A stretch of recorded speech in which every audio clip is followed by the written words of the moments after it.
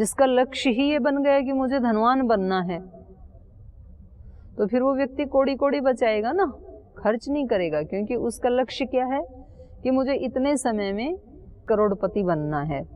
तो अब वो एक एक पैसा अपना देख देख करके खर्च करता है, ऐसे बहाता नहीं है पानी की तरह। और जिस व्यक्ति को ये है कि जी खूब कमाना है, पर कितना बनना है, करोड़पति बनना है कि अरबपति बनना है, वो लक्ष्य नहीं है, तो इसलिए वो 4-6 महीने कमाता है खूब ज़्यादा, और खूब ज़्यादा उसके पास आता भी है ऐश्वर्य, लेकिन फिर 8 दिन में उसको उड़ा भी आता है। कहीं विदेश की यात्रा बनाता है, कहीं कुछ और बनाता है, फिर उसको 8-10 दिन में खर्च करके आके खाली हो करके फिर दोबारा उसी प्रचंड उससे लगता है। सारी जो पश्चिम की सभ्यता है वो उसी पे तो टिकी हुई है। वो लोग 8 दिन का जो सप्ताह है उसमें 6 दिन बहुत मेहनत करते हैं। हमारे यहाँ की तरह से नहीं है कि वो 4 बजे टाइम देखने लग जाएं कि 5 बजे तो छुट्टी होने वाली है, तो 4 बजे उठ करके थोड़ा सा घूम के आएंगे, वॉशरूम जाएंगे, फिर थोड़ा सा एक बार इधर जाएंगे उधर जाएंगे। वो 1 घंटा ऐसे ही बिताते हैं, उसमें कोई काम नहीं करते हैं वो। आप भी करते हैं ऐसे? कभी मेरे को प्रवास पे जाना हो तो बोले चलो अब पता तो लग ही गया दीदी का 10 दिन तो अब दीदी आने वाली नहीं है, तो अब 8 दिन तो रखो इसको अलमारी में, 9वें दिन देखेंगे कि अभी कल पाठ है तो कहाँ चल रहा था, क्या पढ़ना है। वो लोग ऐसे नहीं करते, मतलब वो या तो किसी को प्रणाम करेंगे नहीं, करेंगे तो हृदय से करेंगे। हमारे यहाँ ऐसा होता है उस व्यक्ति के पैर भी छूते हैं और उस व्यक्ति के प्रति अश्रद्धा भी हम रखते हैं, दोनों काम साथ साथ करते हैं। जब सब देखेंगे तो उनके पैर छू लेंगे, साष्टांग प्रणाम भी कर देंगे, लेकिन हृदय में अत्यंत अश्रद्धा भी रखेंगे और ना कहना मानेंगे उस व्यक्ति का, जैसा वो कह रहा है ना वैसा नहीं सुनेंगे हम। वो ऐसा नहीं करते। उनको एक बात समझ में आ गई, यदि प्रणाम करना मेरे लिए बेनिफिशियल है तो वो पूरे अस्तित्व से प्रणाम करेंगे, नहीं तो वो प्रणाम करेंगे ही नहीं। वो हाय करेंगे, बाय करेंगे, नमस्ते करेंगे, वो नहीं झुकेंगे। झुक गए तो फिर पूरा अस्तित्व झुकेगा। जब वो काम करते हैं तो वो ये नहीं देखते हैं कि उनका बॉस उनको देख रहा है या नहीं देख रहा है। उनको ये काम करना है तो उसको एक परिणाम तक पहुंचाते हैं, वो बड़ी मेहनत से करते हैं फिर। लेकिन जो वीकेंड है शनिवार को, फिर वो जाएंगे और 6 दिन में जो भी कमाया था वो सब 2 दिन में खर्च करके फिर मंडे को आएंगे, वो अपनी ड्यूटी पे आएंगे, फिर उतना ही कमाएंगे। तो उससे फिर ऑल ओवर जीवन का कोई परिणाम नहीं आता है, कोई बड़ा परिणाम नहीं आएगा। तो ये जो हैं, जो ये सौम्य मुख बताया, ये ऐसी जो आत्माएं हैं, महान आत्माएं, इनको इसीलिए महान आत्मा कहते हैं कि वो फिर एक नैरंतर्य में उस चीज को अर्जित करते हैं, क्योंकि उनका लक्ष्य वही है ना। तो वो ना समय को वेस्ट करते हैं, ना अपनी शक्तियों को नष्ट करते हैं, शक्तियों को भी बचा के रखते हैं वो, और समय को भी बचा के रखते हैं कि भाई ये जीवन का एक एक पल अनमोल है खजाना। तो किसी ने इसकी अनुभूति की तभी तो उसने इसको शब्दों में अभिव्यक्त किया। तो ये किसी ऋषि ने पहले फील किया ऐसे कि एक एक पल हमारे जीवन का अनमोल खजाने जैसे है, क्योंकि एक पल का निर्णय व्यक्ति को ऊपर से नीचे गिरा सकता है। इतने दिन साधना की और एक पल कोई ऐसा निर्णय लिया कि वो सारा खत्म, और एक पल का निर्णय उस व्यक्ति को बहुत ऊंची छलांग लगवा सकता है। एक मोड़ पे खड़ा था और पता लगा कि ये शुभ की तरफ जा रहा है मार्ग, ये अशुभ की तरफ जा रहा है, मुझे नहीं जाना है इस पे।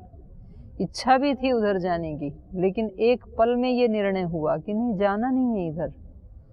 तो इस एक पल ने इस व्यक्ति को फिर ऐसे शुभ मार्ग पे चला दिया कि जीवन की तौर तरीके ही बदल गए, व्यक्ति का व्यक्तित्व ही बदल गया। इस एक पल के निर्णय इस व्यक्ति को पूजनीय बना दिया, एक पल के निर्णय ने व्यक्ति को निंदनीय बना दिया। तो ये जो लोग हैं ये एक एक पल का हिसाब रखते हैं, और फिर उस नैरंतर्य का परिणाम होता है ये सौम्यता। वो सौम्यता कहीं कोई क्रीम, पाउडर, ब्यूटी पार्लर उससे नहीं मिलने की, वो कभी भी नहीं मिल सकती है। तो वो उसका परिणाम है। तो ये बहुत ऊंची स्थिति का वर्णन चल रहा है अभी उपनिषदों में।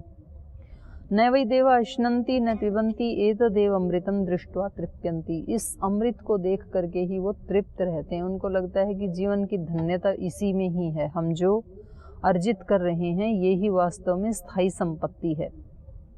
ते एतदेव रूपम अभिसंविशन्ति एतस्मात् रूपात् उद्यन्ति। इसी रूप को देख करके, माने इसी योगियों के जीवन की स्थिति को देख करके वे एतद एव रूपम अभिसंविशन्ति।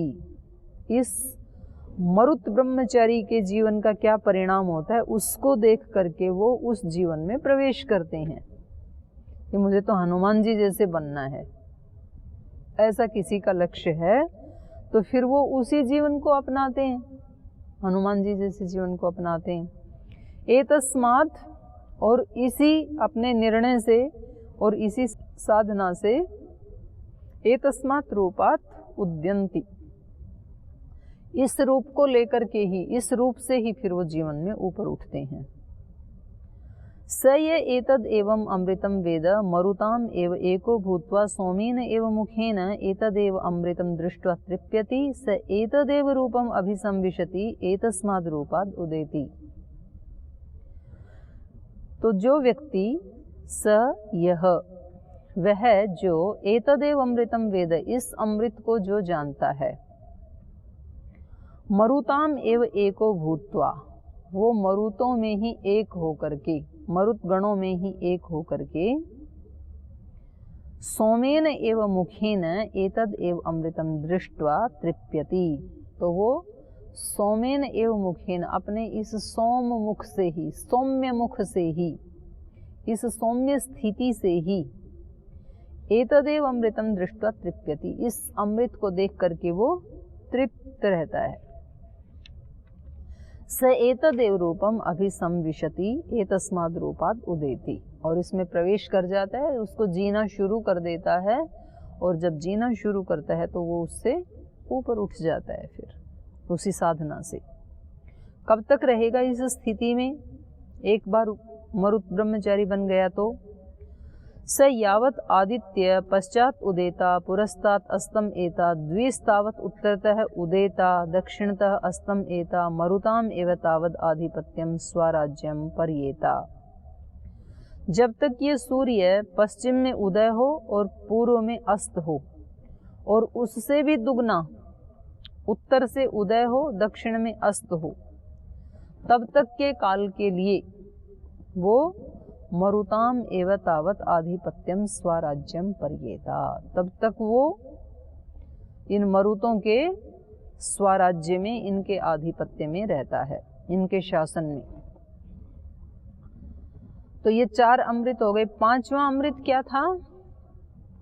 अन्नाद्यम, भोक्ता। यश तेज इंद्रियम वीर्यम अन्नाद्यम। अथ यत् पंचमम अमृतम तत्साध्या उपजीवंती। तो वहां भी 5 ही अमृत निकाले थे ना सूर्य से, पूर्व, पश्चिम और उत्तर, दक्षिण, ऊपर की दिशा, नीचे वाली नहीं ली थी। ऐसे ही यहाँ भी 5 ही लेंगे। तो अथ यत् पंचमम अमृतम, जो 5वां अमृत वो बताया था अन्नाद्य वाला, तत्साध्या उपजीवंती ब्रह्मणा मुखेन न वै देवा अश्नन्ति न पिबन्ति एतदेव अमृतम दृष्ट्वा तृप्यन्ति। तो कह रहे जो इस 5वें अमृत का पान करता है, मरुत से भी आगे जो 5वें अमृत का पान करता है वो क्या है? ब्रह्मणा मुखेन, ब्रह्म मुख। सौम्य मुख से भी अगला क्या हो गया? ब्रह्म मुख, साक्षात ब्रह्म ही है ये। और वैसे यज्ञ में देखते हैं तो ब्रह्म क्या होता है? 4 वेदों का ज्ञाता। 4 वेदों का ज्ञान जिसके जीवन के अंग प्रत्यंग से अभिव्यक्त हो रहा है वो ब्रह्मचारी ब्रह्म मुख कहा जाएगा। और उनको क्या कहेंगे? साध्य। माने वो स्थिति क्या होती है साध्य है, वो सिद्ध करने योग्य है, अभी सिद्ध है नहीं वो, तो उसको कहा तत्साध्या उपजीवंती। जिनको हम साध्य कोटि के समझते हैं ना, एक तो सिद्ध कोटि के हो गए, और एक है साध्य जिसको साधना है अभी। अब ब्रह्म को तो प्राप्त करना है ना अभी। कोई व्यक्ति ये नहीं कह सकता ना कि मैंने पा लिया, पा लेने के बाद भी वो बचा हुआ होता है ना, साध्य है ना। ईश्वर को सिद्ध नहीं किया जा सकता क्योंकि वो अनंत है। तो जितना भी आप पालेंगे तो भी वो उतना ही और ज्यादा साध्य बचा रहेगा, पूर्ण रूप से आप सिद्ध नहीं कर सकते उसको। साध्या उपजीवंती ब्रह्मणा मुखेन, तो ना देव खाने पीने के शौकीन होते हैं, बल्कि उस स्थिति को देख करके ही वो तृप्त रहते हैं कि ऐसा भी इस मनुष्य जीवन में बना जा सकता है।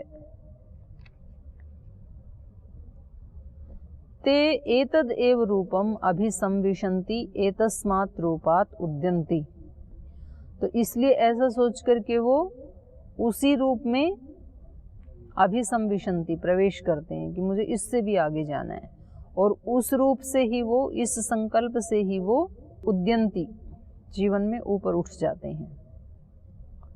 तो सह यह एतदेव अमृतम वेद साध्यानाम एव एको भूत्वा ब्रह्मणा एव मुखेन एतद एव अमृतम दृष्ट्वा तृप्यति स एतदेव रूपम अभिसंविशति एतस्मात् रूपात् उदेति। तो जो इस अमृत के बारे में जानता है, अन्नाद्य माने उपभोक्ता, अब उसको जिसकी साधना पूरी हो गई, मतलब जो मरुत से भी ऊपर, ब्रह्मचारी की स्थिति से भी जो ऊपर उठ गया, तो वो व्यक्ति वास्तव में क्या बन जाता है, फिर अन्नाद्य बन जाता है, वो ब्रह्ममुख बन जाता है। सबसे बड़ा अन्नाद्य कौन है? ब्रह्मा। ब्रह्मा मतलब सारी सृष्टि का मालिक जो ईश्वर है, तो वही तो सबसे बड़ा भोक्ता है। उसके लिए सारा संसार भोग्य हो सकता है।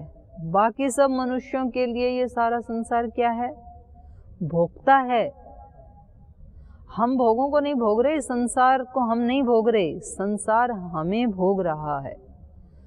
तो वास्तव में हम भोग्य बने हुए हैं और दूसरे विषय जो वो हमारे भोक्ता बने हुए हैं। हम जिसके वश में होते हैं तो वो हमारा भोक्ता हो गया ना, हम भोग्य हैं उसके। तो हम सारे दोषों के, संसार मतलब दोष, तो उन दोषों के हम भोग्य बने हुए हैं और वो हमारे भोक्ता बने हुए हैं, वो भोग रहे हैं हमारे को। और ये उल्टा होता है, वसु ब्रह्मचारी, रुद्र ब्रह्मचारी, फिर आदित्य ब्रह्मचारी, फिर मरुत ब्रह्मचारी, और फिर सबसे लास्ट में ब्रह्म ब्रह्मचारी, ब्रह्ममुख।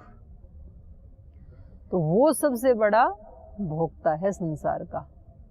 अब संसार से वो खेल रहा है वो व्यक्ति, जैसे खिलौने से खेलता है ना व्यक्ति, तो खिलौना उसके वश में है, जैसे वो चाहे वैसे उससे खेल सकता है। ऐसे संसार की वस्तुओं से अब ये जो साध्य कोटि का जो ब्रह्मचारी है, ये फिर सच्चा उपभोक्ता बन जाता है संसार का। संसार उसको नहीं भोगता, वो संसार को जिस ढंग से चाहे उसको वहां लगा सकता है। सारा धन, ऐश्वर्य, विषय, मनुष्य, हर प्रकार की संपत्ति उसके चरणों में होती है, और वो उसका जहां जहां चाहे वैसा वैसा उसका सदुपयोग करता है। फिर वो भोक्ता बन करके जीता है, भोग्य बन के नहीं जीता है। तो स यावत आदित्य उत्तरत उदेता दक्षिणतः अस्तम एता द्विस्तावत ऊर्ध्वम उदेता अर्वांग तमः एता साध्यानाम एव तावत आधिपत्यम स्वराज्यम परियेता।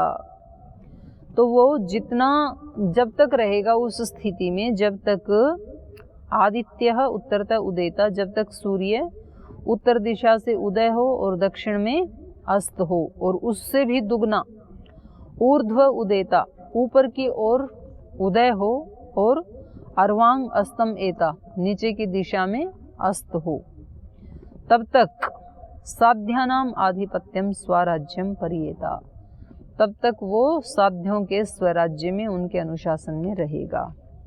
तो ये इसमें पुस्तक में इनके चित्र भी दिखाए हैं।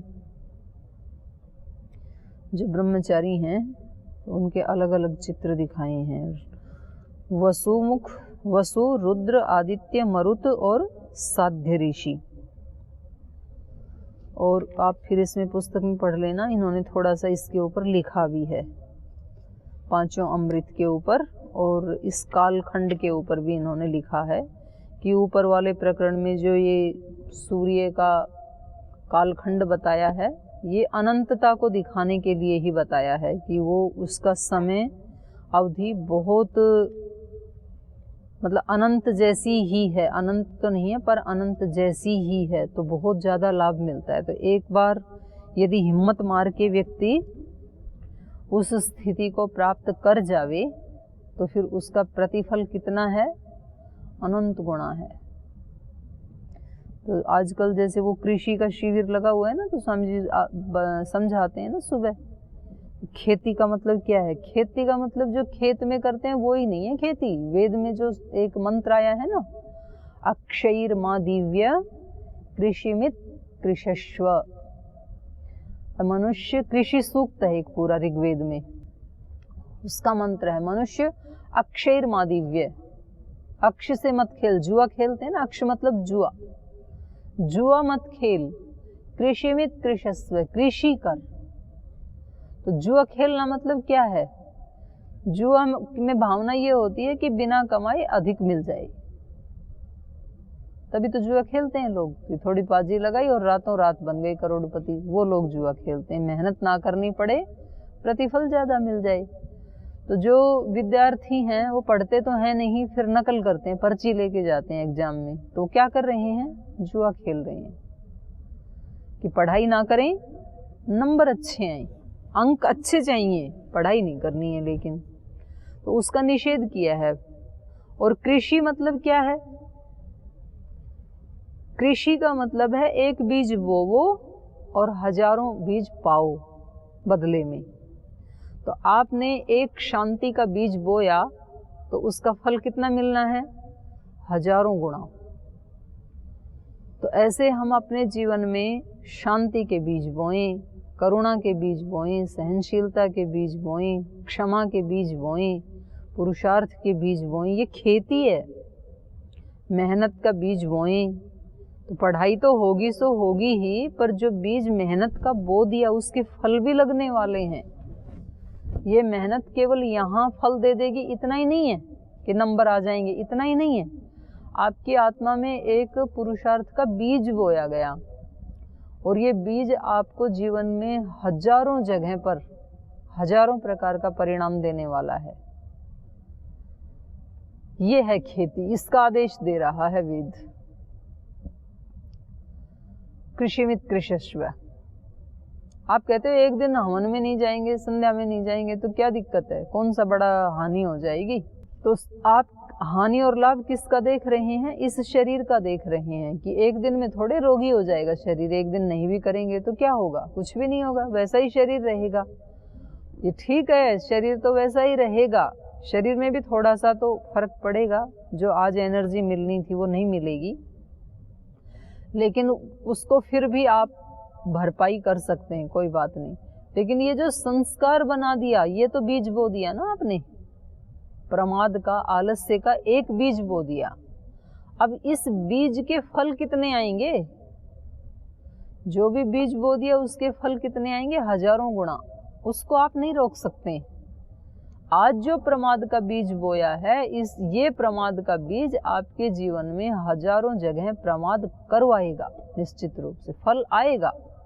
बीज तो आपने बो दिया, आप स्वतंत्र थे, फल आने में आप स्वतंत्र नहीं है कि मैं अपने जीवन में फल आने ही नहीं दूंगा, ऐसा आप नहीं कर सकते। आएगा, जो भी बोया है वो आएगा। तो इसलिए पूरे जीवन ही एक कृषि जैसे है। जो भी हम सुबह से शाम तक भाव के रूप में, विचार के रूप में, कर्म के रूप में जो बीज बो रहे हैं, तो वो बीज हमें अनंत गुना होकर के मिलने ही वाले हैं, उससे कोई रोक नहीं सकता है। तो इतना जब समझ में आ गया तो फिर कौन बीज बोएगा, और बोएगा तो कैसे बोएगा? अच्छे वाले बोएगा, खराब बीज कौन बोएगा जब अनंत फल मिलना है? तो ये वेद भी समझा रहा है, यही दर्शन भी समझा रहे हैं कर्माशय। तो फिर भी हम सो के सुनते हैं। अथ तत ऊर्ध्व उदेत्य नव एव एता न अस्तम एता एकल एव मध्य स्थाता तद एष श्लोक। अब कह रहे हैं इससे ऊंची और कोई स्थिति नहीं है। अभी तक इन्होंने क्या गिनाया? सूर्य यहाँ से उदय हो, इधर अस्त हो, उधर से उदय हो, इधर अस्त हो, ये सब बता दिया। अब कह रहे हैं इसके बाद अथ तत ऊर्ध्वम उदेत्य, इससे ऊपर उठ करके, जब जीवात्मा इतना ऊपर उठ गया तो ये फिर टॉप है इसकी कैपेसिटी के अनुसार, जीवात्मा की जो सामर्थ्य है उसके अनुसार। अथ तत ऊर्ध्वम उदेत्य न उदेता न अस्तम एता। अब इसके लिए सूर्य न उदय होता है न अस्त होता है, बल्कि एकल एव मध्यस्थाता, एक ही स्थिति रहती है, अकेला सूर्य ही रहता है, फिर कभी भी सूर्य का अभाव नहीं होता है। तो ये योग दर्शन में इसको कौन सी स्थिति बताइए, बताओ, आपने पढ़ लिया, कौन सी स्थिति है ये? नहीं, ये है धर्म मेघ समाधि, पढ़ा ना आपने? ये धर्म मेघ समाधि की स्थिति है, उसमें फिर विवेक है वो एक क्षण के लिए भी नष्ट नहीं होता, बना ही रहता है। उससे पहले की जो स्थितियां, जब जब समाधि की अवस्था में आएगा तब तक वो पूर्ण विवेक की स्थिति में रहेगा। जब समाधि से बाहर आएगा तो वो पूर्ण विवेक से थोड़ा एक स्टेप नीचे आएगा। लेकिन धर्म मेघ समाधि ऐसी है कि अब वो जो पूर्ण विवेक ख्याति है वो उसके जीवन में प्रतिपल बनी रहती है, इसलिए उसको अब इस विवेक ख्याति से भी आसक्ति नहीं रहती है कि मेरी ये विवेक ख्याति बनी रहे। बहुत अत्यंत सर्वोत्तम सर्वोत्कृष्ट स्थिति है ना ये, इससे उत्तम तो कुछ हो ही नहीं सकता कि प्रतिपल कोई विवेक ख्याति की स्थिति में रहे। लेकिन अब इसकी स्थिति ये है कि इसको इससे भी वैराग्य हो गया और फिर उसका भी निरोध करने से सर्व निरोधात निर्बीज समाधि, वो ये स्थिति है। तो यहाँ कभी भी सूर्य अस्त होता ही नहीं है। अब तक वर्णन कर रहे थे इधर से उदय हो उधर अस्त हो। आप यहाँ बैठे हैं तो आपको सूर्योदय भी दिखाई देता है, सूर्यास्त भी दिखाई देता है। फिर यहाँ से आप कोई 10-20 मंजिल की ऊंचाई के ऊपर जाएं तो आपको थोड़ा जल्दी उदय हुआ दिखेगा, जैसे यहाँ का और अपने इधर का अरुणाचल, मणिपुर आदि जो पूर्व के हैं ना, ये इन स्टेट में 1 घंटे का अंतर पड़ता है। जैसे आप अपने यहाँ पे 6 बजे सूर्योदय दिखाई देगा तो वहाँ 5 बजे ही सूर्योदय हो जाएगा, इसलिए तो पूर्व बोलते हैं उसको, क्योंकि वो ऊंचाई पे है। और फिर आप दक्षिण में और उससे ऊंचे जाएंगे तो फिर अस्त होने का भी 1 घंटा बढ़ जाएगा। आप पृथ्वी पे हैं तो जल्दी से आपको अस्त होते हुए दिखाई देगा। आप ऊपर हैं, फ्लाइट में हैं, तो जब तक नीचे सूर्यास्त हो गया तब भी आपको सूर्य दिखाई देगा। और उससे भी ऊपर चले गए, माने पृथ्वी की जो वो थी रेंज, उससे भी ऊपर चले गए तो फिर कभी भी अस्त ही नहीं होगा, क्योंकि ये तो पृथ्वी घूमने के कारण ही तो दिखाई देता है। सूर्य के सामने जो भाग आ गया तो उसके विपरीत भाग में रात हो गई, इस भाग में प्रकाश हो गया, दिन हो गया। और जब इससे भी ऊपर चले गए तो सूर्य तो सदा ही है, सूर्य थोड़े अस्त होता है। यद्यपि सूर्य भी घूम रहा है अपने धुरी के ऊपर तो, लेकिन वो बना हुआ तो हमेशा है ना, अस्तित्व तो हमेशा है सूर्य का, उसका अभाव तो नहीं ना होता। तो ऐसे ही इस योगी के चित्त में कभी भी अभाव नहीं होता है ज्ञान का, प्रकाश का।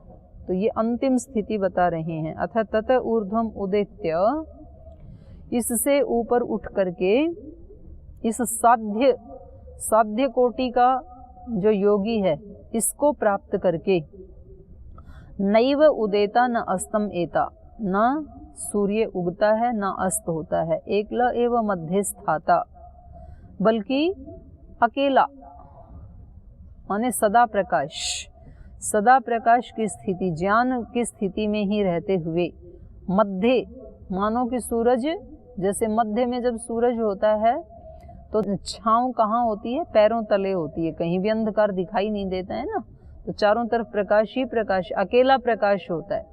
तो ऐसे कह रहे हैं मध्य स्थाता तदेश श्लोक, उसके ऊपर ये अगला श्लोक बनाया है। न वै तत्र न निम्लोच न उदीयाय कदाचन देवा तेन अहम सत्येन मां विराधीसी ब्रह्मणेति।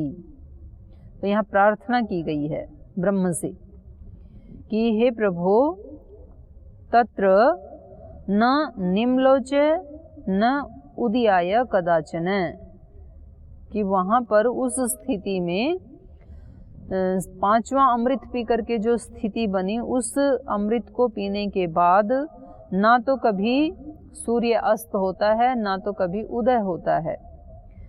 देवा तेन अहम सत्येन, हे देवो तेन सत्येन, तेन ब्रह्मणा सत्येन माम मां विराधीसी, अहम मां विराधीसी, हे देवो तेन ब्रह्मणा सत्येन अहम मां विराधीसी, उस ब्रह्म के, उस सदा विराजमान रहने वाले सत्य या प्रकाश से मैं वंचित ना हूँ। अहम मां विराधीसी, मुझे वंचित मत करो, अर्थात वो सत्य सदा सर्वदा मेरे जीवन में बना रहे, वो प्रकाश, वो ज्ञान, वो सदा बना रहे, उससे मैं दूर ना हूँ। न ह वा अस्मा उदेति न निम्लोचति सकृत दिवाह अस्मै भवति य एतद् य एताम एवं ब्रह्मोपनिषदम वेद। तो कह रहे हैं इस व्यक्ति के लिए अस्मा मतलब अस्मयी, न ह वा अस्मयी उदेति, इसके लिए ना तो कभी उदय होता है सूर्य और न निम्लोचति, ना कभी अस्त होता है। सकृत दिवाह अस्मयी भवति, सकृत मतलब केवल, इसके लिए हमेशा केवल दिन ही रहता है, एक ही स्थिति रहती है।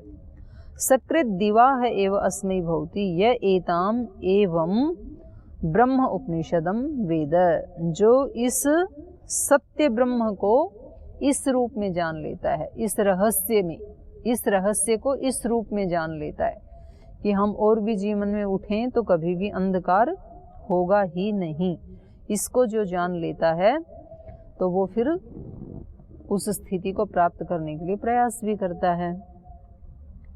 तदह एतद् ब्रह्म प्रजापतय उवाच प्रजापतिर्मनवे मनुः प्रजाभ्यः तदह एतत् उद्दालकाय आरुणये ज्येष्ठाय पुत्राय पिता ब्रह्म प्रोवाच। तो ये जो ब्रह्म ज्ञान था, पहले 5 अमृत बताए ब्रह्मांड में और फिर 5 बता दिए उनका प्रतिफल जीवन में, पिंड में। तदह एतद् ब्रह्मा, तो ये ज्ञान सबसे पहले ब्रह्मा ने प्रजापतये उवाच, प्रजापति को दिया ये ज्ञान, और प्रजापतिर मनवे, प्रजापति ने मनु को दिया, मनुः प्रजाभ्य, फिर मनु ने इन सब प्रजाओं को दिया वो ज्ञान। और इन प्रजाओं में चलते चलते फिर तदह एतत् उद्यालकाय आरुणये ज्येष्ठाय पुत्राय, फिर अरुण नाम के ऋषि ने अपने ज्येष्ठ पुत्र उद्यालक आरुणी के लिए, उद्यालकाय आरुणेय, उद्दालक आरुणी के लिए, अपने ज्येष्ठ पुत्र के लिए अरुण ऋषि ने दिया। पुत्राय ब्रह्मा प्रोवाच, तो उन्होंने इस ब्रह्म को कहा, इदं वा तज्ज्येष्ठाय पुत्राय पिता ब्रह्म प्रब्रूयात् प्रणायाय अंतेवासिने। तो कह रहे हैं ये जो ज्ञान है ये केवल उद्दालक को उनके पिता ने दिया, ऐसे कथा पढ़ लेने मात्र से हमें संतोष नहीं कर लेना चाहिए, बल्कि प्रत्येक पिता को कम से कम अपने ज्येष्ठ पुत्र को तो देना ही चाहिए, और ज्येष्ठ पुत्र फिर अपने कनिष्ठ भाई बहनों को दें, तो ये परंपरा बनी रहनी चाहिए। कोई वो पुश्तैनी चीज़ होती है ना, तो वो किसी बड़े को दी जाती है कि आप इस कुल के बड़े पुत्र हैं, आप इस कुल ख़ानदान की बड़ी बहू हैं, तो ये आपको दिया जाता है संभाल के रखना। तो ऐसे कह रहे हैं संभाल के रखने योग्य ये ब्रह्म विद्या है, ये देनी चाहिए अपने ज्येष्ठ पुत्र को। ये थोड़ा सा बचा है, इसको कल पूरा कर देंगे फिर।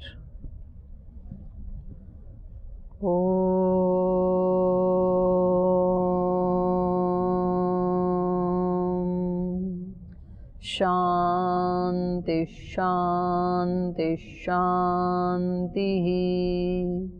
श्री गुरुभ्यो नमः।